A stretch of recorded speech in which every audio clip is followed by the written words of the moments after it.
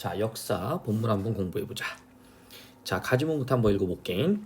그것은 혼미 가운데서 들은 것을 두서가 없는 대로 요약한다면 다음과 같다. 자, 뭔가 들은 얘기래요. 그죠? 혼미 가운데서 들은 것을 두서가 없는 대로 요약한다면 다음과 같다. 그럼 요거는 그렇지, 요약한 내용이야. 그럼 요거 정리해야 되겠지. 소설이라고 하더라도 요런 식의 종류가 요런 식의 서술이 나온다 그러면 요때는 독해, 알겠지? 비문학 읽듯이 읽어주시는 거야. 자, 갑시다. 가풍이 없는 가정은 인간들의 모임이 아니다. 자, 가풍이 없는 가정은 인간들의 모임이 아니니까 가풍이 있는 것이 그렇죠, 인간들의 모임이다라는 이야기 같아. 그럼 가풍이라는 건 무엇이야? 질서, 정신. 이 부분에서 논리적 구조화가 필요해. 그러니까 원래는 비문학이 좀 논리적으로 구조화가 만들어진다고 하면 소설 같은 경우에는 이런 케이스, 지금처럼 어떤 내용을 요약해서 전개하는 부분에는 문학이 갖고 있는 논리성이 약간 들어가. 요거는 저번에 잠깐 얘기한 대로 이항대립, 이런 부분들, 그 다음 또 하나는 이미지 형성, 이런 부분이 나타나. 예를 들면 자, 봐. 가풍이 없는 가정은 인간들의 모임이 아니니 인간들의 모임이 되기 위해서는 가풍이 필수 조건이 되겠죠. 그죠? 그래서 가풍을 A라고 놓게. 자, 가풍이란 질서정신이니까 이걸 다른 말로 바꾸면 질서정신했다. 그럼 가풍이 되겠지. 그죠? 그 다음, 우리나라의 가정은 사변 때 식구들의 생사조차 서로 모를 정도로 파괴되었다. 저 이건 언제? 우리나라의 가정 얘기야. 대충 구체화가 된 거지. 그래서 더욱 가정의 귀중함을 알았지 않느냐. 그러니 질서정신에 입각해서 각기 가정은 가풍을 만들어 가야 한다. 그러니까 우리가 6.25 사변 때 경험을 한번 해봤으니, 되죠? 이 경험을 바탕으로 했을 때 이 가풍이라는 것의 질서정신이라는, 됐죠? 이게 필요하고 그 질서정신에 입각해 가정은 가풍을 만들어야 된다. 이런 얘기네. 그리하는데 장애가 아주 많은 게 우리들이 처한 현실이다. 자, 그리하는데, 그렇게 하는데, 그죠? 뭔가 질서정신에 맞게 가풍을 만들어가는 게 장애가 많대요. 그럴수록 우리는 지나치다 할 정도로 자신에게 엄격해야 된다. 자, 요약을 한다면 뭐가 필요하다? 그렇죠, 가풍이 필요하다. 이런 얘기야. 대강 이런 것이었다. 가풍. 내게는, 자, 서술자 나오네. 내게는 낯설기 짝이 없는 단어였지만 며칠 동안에 나는 그 말의 개념이 아니라 바로 그 실체를 온몸에 느끼게 되었다. 자, 이런 거 중요한 표현이죠. 개념이 아니라, 개념이라는 건 뭐야? 그렇지, 머리로만 알게 되는 거, 이론으로만 알게 되는 게 아니라 온몸으로 느끼게 되었다. 체험을 하게 되었다. 이런 말이야. 규칙적인 생활제일주의가 맨 먼저 나를 휘감은 이 집의 가풍이었다. 자, 그러면 규칙적인 생활주의, 이것도 뭐가 되는 거야? A, 이렇게 되겠죠. 다시라고 해볼까요? 그럼 질서정신, 규칙적인 생활제일주의, 이게 가풍. 됐죠? 여기서 말하는 가풍이야. 아침 6시 기상. 그러나 나의 경우는 자발적인 기상이 아니라 할아버지가 차를 끓여가지고 손수 들고 와서 나를 깨우고 그 차를 마시게 하고 내가 무한함에 가슴을 두근거리며 황급히 옷을 주워 입으면 아침 산보를 시키는 것이었다. 그래서 나는 수면 부족으로 좀 자유로운 낮에 늘 낮잠이었다. 그러나 그 집 식구들은 심지어 3살 난 어린애마저도 그 규칙을 지키고 있는 모양이었다. 자, 그러니까 아침 6시에 기상이라는 부분이 바로 뭐였어요? 규칙이었고요. 3살 난 어린애마저도 지키고 있는 규칙이다 라고 보시면 되겠고, 아침 식사, 그럼 요거는 시간의 흐름, 아침 식사, 그럼 딱 보면 6시 아침 식사, 그럼 또 다른 규칙이 나오겠죠. 출근 혹은 등교, 할아버지도 어느 회사의 중역으로 나가고 있었으므로 집에 남는 건 할머니와 며느리, 어린애와 식모, 그리고 노곤한 몸에 주체 못하는 나뿐이었다. 중략, 오후 6시 반까지는 6시 반까지는 모두 뭐 해야 돼? 그렇게 있어야 되고, 저녁 식사, 여기 저녁 식사 얘기네. 그러면 아침 6시 기상, 그 다음에 그렇죠, 아침 식사하고, 그 다음에 뒤에 6시 반까지는 모두 돌아와서 저녁 식사. 식사가 끝나면 10여 분 동안 잡담하는 시간도 정해져 있고요. 그게 끝나면 모두 자기 방으로 가서 공부 그리고 식모가 보리차 든 주전자와 컵을 준비해 대청마루 가운데 있는 탁자에 놓는 그 달그락 소리가 나면 그때 시간은 10시 5, 6분 전. 그러니까 달그락 소리가 나는 것도 정해져 있나 봐. 이렇게 그 소리가 그치면 여러 방의 문이 열리고 식구들이 모두 나와 물 한 컵씩을 마시고 안녕히 주무십시오 한 차례를 돌리고 잠자리로 들어간다. 이 세상에 이런 생활도 있었나고 나는 놀라지 않을 수 없었다. 이런 생활. 됐죠? 어떤 생활이야? 딱 보면 이 단어로 요약이 될 것 같아. 규칙에 맞는 생활. 지적? 규칙적인 생활 제일주의. 연결되지? 식구 중 누구 한 사람 얼굴에 그늘이 있는 사람은 없었다. 나로서는 상상도 하지 못하던 세계에 온 것이다. 동대문이 가까운 창신도 그 빈민가에 내가 들어있었던 집의 식구들을 생각하지 않을 수 없는 이 정식의 생활. 뭐야 이거? 이 정식의 생활이 있는데, 그죠? 창신동 빈민가에 내가 들어있었던 과거 집의 식구들을 생각하지 않을 수 없다. 그럼 생각을 해야 된다. 이중부정은 긍정이니까. 이해 갔니? 이중부정을 쓰는 이유는 강조하기 위한 거야. 그럼 나는 지금 정식의 생활하고 있는 거야. 정식의 생활은 어디에 해당하는 거? A에 해당하는 거. 그런데 내가 여기에서 창신동 빈민가, 내가 들어있었던 집의 식구들을 생각한다고 그랬으니 요거는 B가 되겠지. 그죠? 내가 지금 정식의 생활에서 이 부분을 다시 생각하고 있으니까. 자, 갑시다. 그럼 이때 B가 요 A와 같은 건지 다른 건지 또 판단을 해봐야 되겠죠? 이 본문만 가지고는 왜 갑자기 생각이 들었지? 라고 들어갈 테니까. 자, 내가 간이 양옥의 식구들의 얼굴을 생각해 보려 할 때면, 자, 내가 간혹 이 양옥의 식구들의 얼굴, 이 양옥이라는 건 이 정식의 생활을 의미하겠지. 자, 얼굴을 생각해 보려 할 때면, 물론 대하는 시간이 적었던 탓도 있겠지만 그보다는 차라리 아마 낮잠에서 깨어났을 때 내가 지금 있는 방에 대해서 생소감을 느꼈던 그런 알 수 없는 이유로서 나는 네 집 식구들의 얼굴을 덮어 누르고 보다 명료하게 떠오르는 창신동 식구들의 얼굴 때문에 적지 않게 괴로워했다. 잠깐만. 그러면 창신동 식구들의 얼굴이 떠올랐는데 그게 괴로웠단 말이야. 무슨 의미일까? 그럼 이때 창신동 식구들의 얼굴, 그 다음 이 양옥집의 식구들의 얼굴은 떠오르지 않아. 어떤 의미인가 봅시다. 적지 않게 괴로웠다. 저것도 기억해 줘야 되겠지. 자, 요 정도만 갖고는 여러분들 찾기가 좀 어렵기는 해요. 그래서 우리가 요런 게 좀 필요하다는 거지. 그래서 수능 문제 같은 거 볼 때는 요런 것들이 보기로 등장을 하는 거야. 이해 갔어? 자, 잠깐만 밑으로 내려와 볼게. 요 보기야. 자, 봅시다. 만약 요 정도만 나왔다고 쳤을 때 과연 창신동 빈민가를 어떻게 추론할 수 있을지. 1960년대의 서울은 급격하게 유입된 자본주의와 경제발전으로 인해 많은 변화를 겪게 된다. 삶의 양상과 인간의 관계가 변화가 생기고 사람들은 편리성과 효율성, 여기까지는 알았다. 편리성, 효율성, 기능과 규칙, 질서를 중시하게 됐다. 보이죠? 규칙과 질서 중시. 그럼 여기서 아까 양옥집 기억나죠? 가풍. 이쪽으로 연결이 될 거야. 삶의 질을 향상시키기 위해 기능해야 될 요소가 새로운 억압이 되어버린다. 오케이, 새로운 억압. 내가 불편했었죠?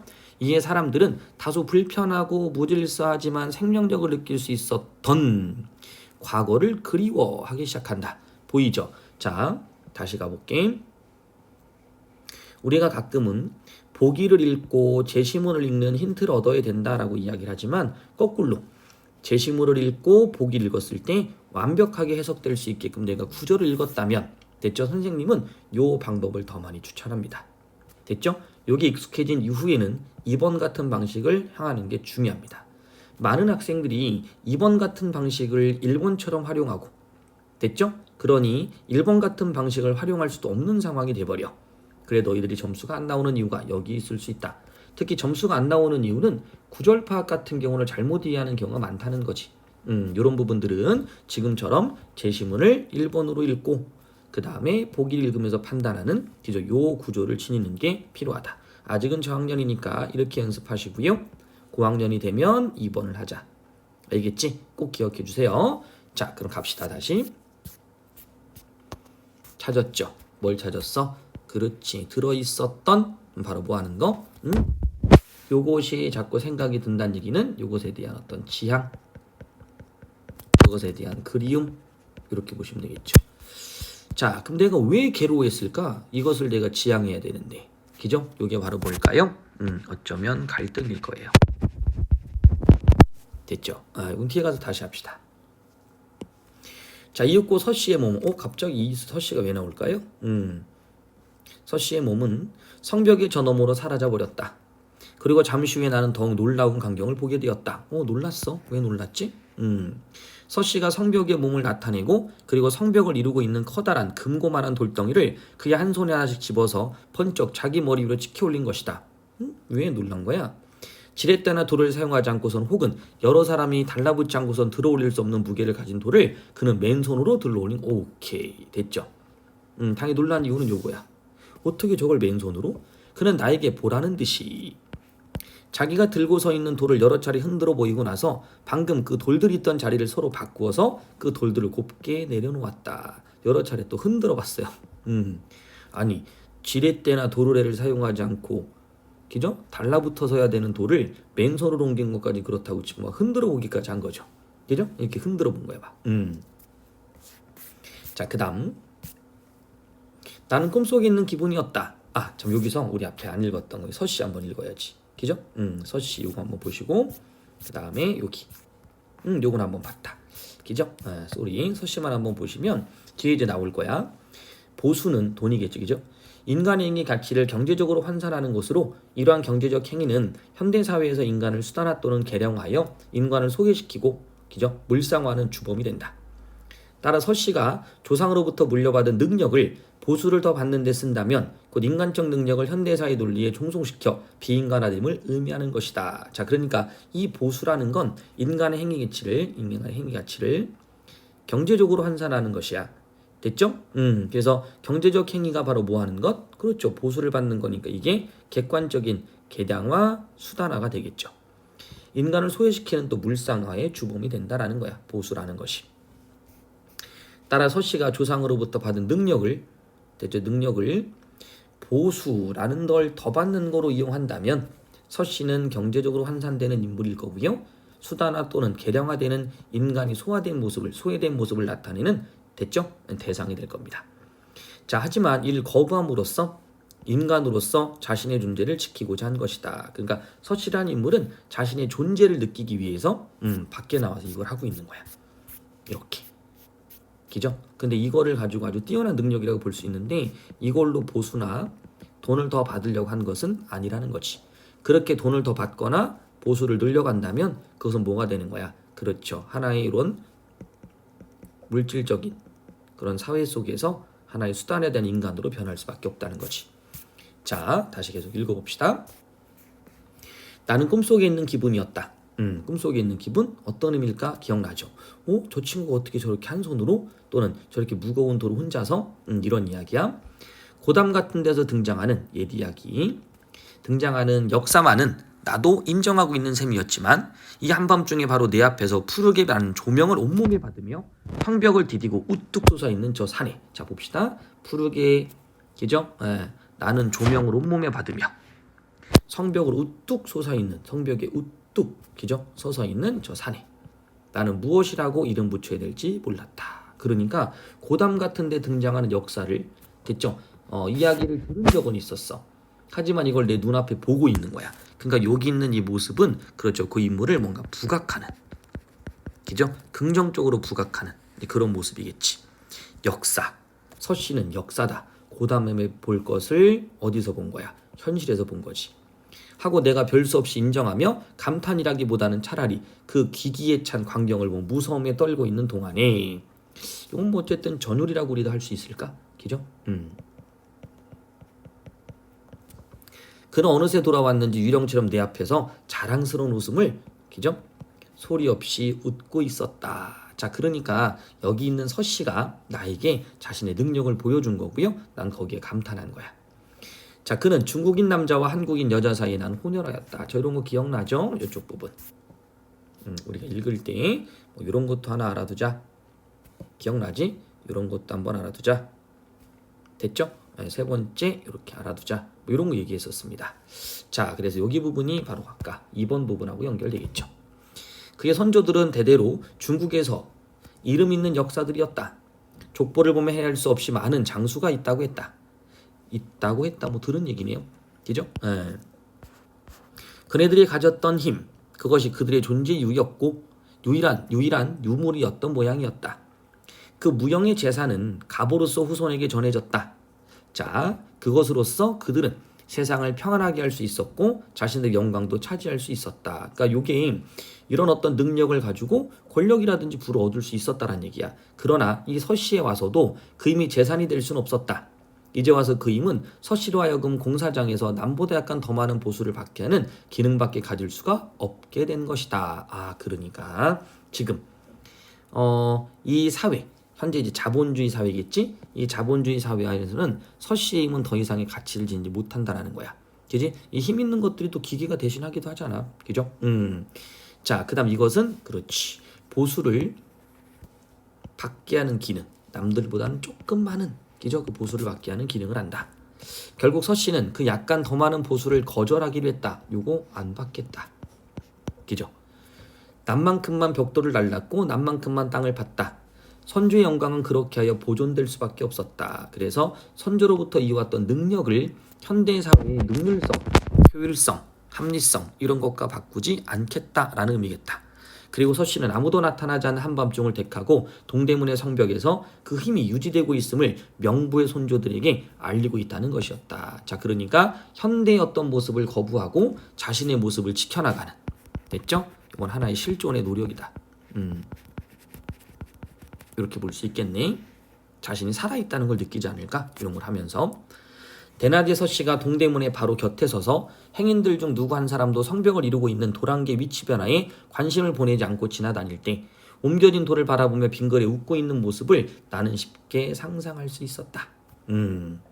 그것이 서씨가 간직하고 있는 자기였고 내가 그와 접촉하면 할수록 빨려 들어갈 수 있었던 깊이였던 모양이었다. 그래서 자신의 존재를 입증하는 서씨를 보고 나는 그것에 호감을 느끼고 있는 거야.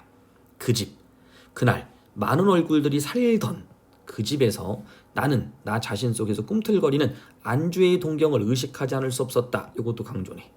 그죠? 그럼 잘 봐. 많은 얼굴들이 살던이니까 과거 같아. 그죠? 그때 나 자신 속에 꿈틀거리는 뭐 안주를 찾은 거야. 됐죠? 그것은 그 사람들이 헤어날 길 없는 생활 속에 내가 휩쓸려 들어가게 되는 것이 무섭기 때문이었다. 자, 헤어날 길 없는 생활 속. 요게 이제 요런 부분이겠지. 3번. 됐죠? 빈부에 대한 어떤 이야기.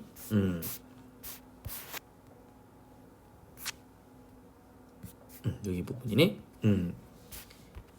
그러나 나는 그곳을 뚝 떠나서 이 한결같은 곡이 한결같은 악기로 연주되는 집에 오자. 자, 됐어? 그럼 여기가 어디야? B. 여기가 A. 됐나요? 자, 헤어날 길 없는 생활이 그렇죠. B. 뭐 가난 같은 거겠죠? 뚝 나눠서 한결같은 곡이 연주되는 곳이면 그렇죠. A. 견디어낼 수 없는 권태와 이 집에 대한 혐오증으로 형체를 바꾸는 것이다. 자, 집에 오자. 그것은 됐죠? 아마 안주였던 것 같아. 그죠? 이런 것들은 견디어낼 수 없는 권태와 이 집에 대한 혐오증으로 또 바뀐 거야. A. 자, 나란 놈은 아마 어쩔 수 없는 놈인가 보다. 그죠? B에서 어디를 지향했어? A에 오니까 또 권태 이런 걸 느낀다라는 거지. 피아노 소리가 그쳤다. A의 모습이야. 무의식 중에 나는 바닥바닥에 팔목시계를 집어올렸다. 무의식 중에. 자, 어떻게 된 거야? 그렇지. 이게 하나의 규칙이었었잖아. 피아노 연주할 때 뭐 어떤 정해둔 시간들 그때 딱 뭘 본 거야? 시계를 본 거지. 그러니까 규칙에 이제 어떻게 된 거야? 나도 그렇죠. 따르게 된 거지. 내가 지금 무슨 행동을 했던가를 깨닫자 나는 쓴 웃음이 나왔다. 당연하겠지. 아, 나도 여기 일부가 돼버렸구나. 획일화, 규칙화. 피아노가 그친 그 시간을 재보려고 했던 것이다. 그리고 나는 내일도 그 피아노가 그친 시간을 재서 그 시간을 비교하며 이 집에 대한 혐오증의 이유를 강화하려고 했던 것이다. 나는 자신에 대해서 어이가 없음을 느꼈다. 이런 느낌이 드는 것은 지금 그것은 조금 전에 내가 서씨의 그 거짓없는 행위를 회상했던 덕분이 아니었을까. 반성하고 있는 거네. 그죠? 서씨는 어땠어요? 자신의 능력을 갖고도 그것을 보수, 현대에 매일 안주하지 않는 모습이었는데 나는 지금 안주하고 있는 거 아니야. 그 다음 그것을 지향하고 그러나 이 집으로 올라온 다음 날의 저녁 식사 시간도 잡담 시간도 지나고 모든 사람들의 공부 시간이 되자 나는 홀로 내 방의 벽에 기대 앉아서 기타를 퉁겨보기 시작하던 때를 기억하고 있다. 모든 사람이 공부하는 시간 A의 규칙. 불현듯이 기타를 켜고 싶어지는 때가 있는 불현듯이 갑자기. 됐죠? 그럼 갑자기라는 건 뭐야? 규칙이 아니잖아. 이건 정해져 있는 거지. 그죠? 그런데 불현듯은 정해져 있지 않은 거니까 그럼 요때 기타를 켜고 싶어지는 때 요때는 바로 뭐냐면 자기가 뭔가를 하고 싶은 대로 자기 맘대로 자유의지가 발생하는 그런 시간일 거야. 그것은 감정의 요구였어. 그렇지. 그렇다고 비난받을 건 못 되지 않는가.